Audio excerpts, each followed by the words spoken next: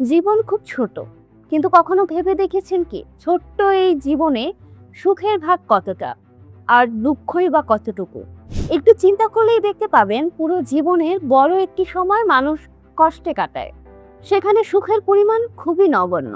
তাহলে প্রশ্ন আসতে পারে, এত দুঃখ আর কষ্টের মাঝেও মানুষ কিভাবে বেঁচে থাকে, কিভাবে স্বপ্ন দেখে সামনে এগিয়ে যাওয়া? এই বিষয়ে আজ আপনাদের জানানোর চেষ্টা করব। গবেষণা বলছে আশাই মানুষের জীবনের নীরব চালিকার শক্তি। দৈনন্দিন ক্লান্তি, অপূর্ণতা আর না পাওয়ার যন্ত্রণা সত্ত্বেও মানুষ এগিয়ে যায় এই বিশ্বাসে যে আগামীকাল হয়তো ভালো কিছু অপেক্ষা করছে। এ সামান্য আশাই তাকে থামতে দেয় না, আবার চলতে শেখায়।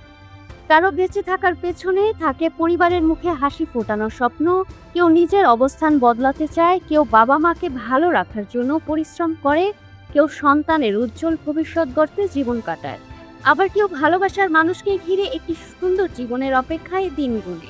এই আশা শুধু ব্যক্তিগত অনুভূতি নয়, বরং মানব জীবনের গভীর বাস্তবতা।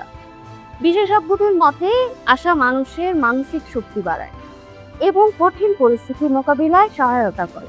আর তাই দীর্ঘ জীবনের জন্য মানুষের প্রাণপণ চেষ্টা। নতুন ঔষধ, আধুনিক চিকিৎসা পদ্ধতি ও বৈজ্ঞানিক অগ্রগতির ফলে বহু জটিল রোগ আজ নিয়ন্ত্রণে এসেছে, যা একসময় প্রাণঘাতী ছিল। এর ফলে দীর্ঘায়িত হচ্ছে মানব জীবন।